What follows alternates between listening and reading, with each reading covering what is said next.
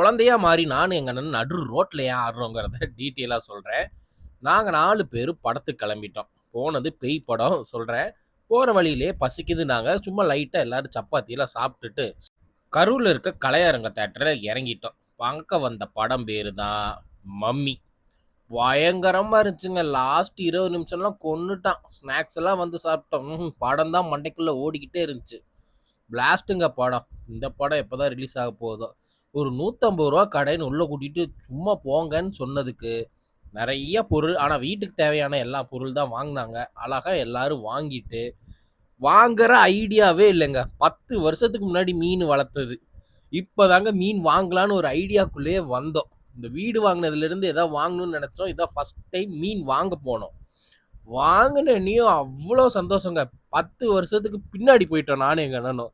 ஜாலியா வாங்கிட்டு, எப்படா இந்த மீன கொண்டு போய் வீட்ல மாட்டுவோங்கிற மாரியே மண்டைக்குள்ள ஓடிக்கிட்டு ஒரே சந்தோஷமா இருந்துச்சு. வந்தோனே எங்க அம்மா டக்குன்னு குழந்தையா மாறிட்டாங்க.